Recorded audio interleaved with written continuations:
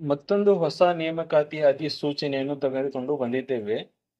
ಈ ಅಧಿಸೂಚನೆಯಲ್ಲಿ ನಾವು ನೋಡುವಂತಹ ವಿಷಯಗಳು ಅಥವಾ ಹುದ್ದೆಯ ಹೆಸರು ಏನಪ್ಪಾ ಅಂದರೆ ಅಂಗನವಾಡಿ ಕಾರ್ಯಕರ್ತೆಯರು ಮತ್ತು ಸಹಾಯಕಿಯರ ನೇಮಕಾತಿ ಕುರಿತು. ಈ ಅಂಗನವಾಡಿ ಕಾರ್ಯಕರ್ತೆಯರು ಮತ್ತು ಸಹಾಯಕಿಯರ ನೇಮಕಾತಿ ಯಾವ ಜಿಲ್ಲೆಯಲ್ಲಿ ಆಗ್ತಾ ಇದೆ, ಎಷ್ಟು ಹುದ್ದೆಗಳು ಖಾಲಿ ಇವೆ, ಅದಕ್ಕೆ ಬೇಕಾಗಿರುವಂತ ಕ್ವಾಲಿಫಿಕೇಶನ್ ಅಥವಾ ವಿದ್ಯಾರ್ಹತೆ ಏನು, ವಯೋಮಿತಿ ಏನು, ಯಾರು ಇದಕ್ಕೆ ಅರ್ಜಿ ಸಲ್ಲಿಸಲು ಅರ್ಹ ಮತ್ತು ಅರ್ಜಿ ಶುಲ್ಕ ಎಷ್ಟು, ಅಪ್ಲಿಕೇಶನ್ ಫೀಸ್ ಎಷ್ಟು, ಯಾವ ದಿನಾಂಕಕ್ಕಿಂತ ಮುಂಚೆನೆ ಅರ್ಜಿ ಸಲ್ಲಿಸಬಹುದು, ಅರ್ಜಿಯನ್ನು ಆನ್ಲೈನ್ ಮುಖಾಂತರ ಸಲ್ಲಿಸಬೇಕು ಅಥವಾ ಆಫ್ಲೈನ್ ಮುಖಾಂತರ ಸಲ್ಲಿಸಬೇಕು, ಆ ನಂತರ ನೋಟಿಫಿಕೇಶನ್ ಬೇಕಾದ್ರೆ ನಾವು ಈ ಮುಖಾಂತರ ನೋಡೋಣ. ಬನ್ನಿ ವಿಡಿಯೋವನ್ನು ಶುರು ಮಾಡೋಣ. Ladies and gentlemen, the show starts in 3, 2, 1, go. ಸ್ನೇಹಿತರೆ, ಈ ನೇಮಕಾತಿ ಏನೈತಲ್ಲ ಧಾರವಾಡ ಜಿಲ್ಲೆಯಲ್ಲಿ ಆಗ್ತಾ ಇದೆ.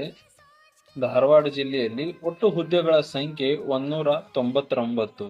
ಅಂಗನವಾಡಿ ಕಾರ್ಯಕರ್ತೆಯರು ಮತ್ತು ಅಂಗನವಾಡಿ ಸಹಾಯಕಿಯರು ಇವರಿಗೆ ಸಂಬಂಧಪಟ್ಟಂತೆ ವೇತನ ಏನೈತಿಲ್ಲ, ಅಂಗನವಾಡಿ ಸಹಾಯಕಿಯರಿಗೆ 5,000 ಮತ್ತು ಅಂಗನವಾಡಿ ಕಾರ್ಯಕರ್ತೆಯರಿಗೆ 10,000 ವೇತನ ಇರುತ್ತದೆ.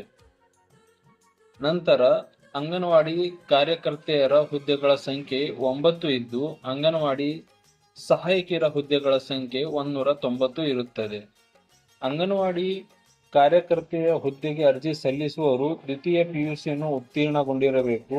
ನಂತರ ಸಹಾಯಕಿಯರ ಹುದ್ದೆಗೆ ಅರ್ಜಿ ಸಲ್ಲಿಸುವವರು ಕನಿಷ್ಠ SSLCಯನ್ನು ಉತ್ತೀರ್ಣಗೊಂಡಿರತಕ್ಕದ್ದು. ಇದಕ್ಕೆ ಸಂಬಂಧಿಸಪಟ್ಟಂತೆ ವಯೋಮಿತಿ ಕನಿಷ್ಠ 18 ಮತ್ತು ಗರಿಷ್ಠ 35 ಇರಬೇಕು.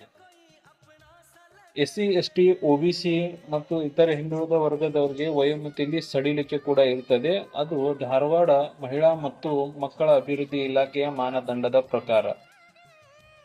ಅರ್ಜಿ ಸಲ್ಲಿಸಲು ಯಾವುದೇ ಅಪ್ಲಿಕೇಶನ್ ಫೀ ಇರುವುದಿಲ್ಲ, ಫ್ರೀಯಾಗಿ ನೀವು ಅರ್ಜಿಯನ್ನು ಸಲ್ಲಿಸಬಹುದು.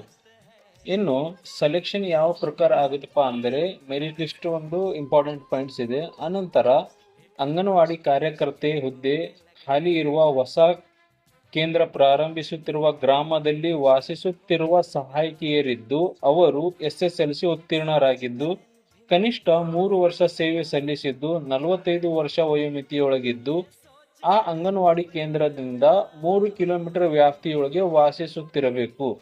ಕಾರ್ಯಕರ್ತೆ ಹುದ್ದೆಗೆ ಅರ್ಜಿ ಸಲ್ಲಿಸಿದ್ದಲ್ಲಿ ಆ ಅಂಗನವಾಡಿ ಕೇಂದ್ರಕ್ಕೆ ಕಾರ್ಯಕರ್ತೆ ಹುದ್ದೆಗೆ ಬೇರೆ ಅಭ್ಯರ್ಥಿಗಳಿಂದ ಅರ್ಜಿಗಳನ್ನು ಆಹ್ವಾನಿಸುವ ಪ್ರಮೇಯವೇ ಇರುವುದಿಲ್ಲ. ಅಂದ್ರೆ ಮತ್ತೆ ಯಾರೇ ಆದ್ರೂ ಅಲ್ಲಿ ಕಾರ್ಯಕರ್ತೆ ಪೋಸ್ಟ್ಗೆ ಅರ್ಜಿ ಸಲ್ಲಿಸಿದ್ರಪ್ಪ ಅಂದ್ರೆ ಆ ಅರ್ಜಿಯನ್ನು ಅವರು ರಿಜೆಕ್ಟ್ ಮಾಡ್ತಾರೆ, ಅಕ್ಸೆಪ್ಟ್ ಮಾಡೋದಿಲ್ಲ. ಸದರಿ ಸಹಾಯಕಿಯನ್ನೇ ಕಾರ್ಯಕರ್ತೆ ಹುದ್ದೆಗೆ ಆಯ್ಕೆ ಮಾಡಲಾಗುತ್ತದೆ. ಗೊತ್ತಾಯ್ತಾ? ಅರ್ಜಿ ಸಲ್ಲಿಸಲು ಪ್ರಾರಂಭಿಕ ದಿನಾಂಕ 1/8/2024 ಇದ್ದು ಕೊನೆಯ ದಿನಾಂಕ 4/9/2024 ಇರುತ್ತದೆ. ಯಾರಿಗಾದ್ರೂ ಅಪ್ಲಿಕೇಶನ್ ಲಿಂಕ್ ಅಥವಾ ನೋಟಿಫಿಕೇಶನ್ ಬೇಕಾದ್ರೆ ಕಮೆಂಟ್ ಮಾಡಿ, ನಾನು ನಿಮಗೆ ರಿಪ್ಲೈ ಮಾಡ್ತೇನೆ. ಇಲ್ಲಿ ನಿಮ್ಮ ಜಿಲ್ಲೆಯನ್ನು ಸೆಲೆಕ್ಟ್ ಮಾಡ್ಕೋಬೇಕು.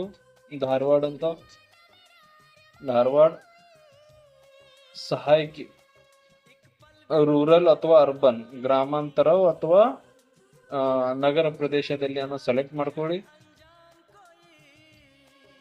Anganwadi helper category candidates must attach caste certificate obtain from tahsildar.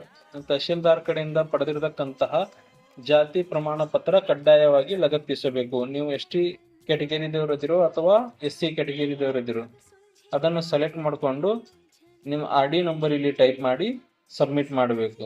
ಸ್ನೇಹಿತರೆ, ಎಲ್ಲಿ ನೋಡಿ ಖಾಲಿ ಇರ್ತಕ್ಕಂಥ ಗ್ರಾಮ ಪಂಚಾಯತಿಗಳು ಎಲ್ಲಸು ಸೆಲೆಕ್ಟ್ ಮಾಡಿಕೊಂಡು ಸೆಲೆಕ್ಟ್ ವೇಕೆನ್ಸಿ ಮಾಡಿಕೊಂಡು ಮತ್ತೇನೈತಲ್ಲ ನೀವು ಎಲ್ಲ SSLC ಮಾರ್ಕ್ಸ್ ಕಾರ್ಡ್ನಲ್ಲಿ ಇರ್ತಕ್ಕಂಥ ನಿಮ್ಮ ಹೆಸರನ್ನು ಟೈಪ್ ಮಾಡಬೇಕು. ನಿಮ್ಮ ಜನ್ಮ ದಿನಾಂಕ ಸೆಲೆಕ್ಟ್ ಮಾಡ್ಕೋಬೇಕು.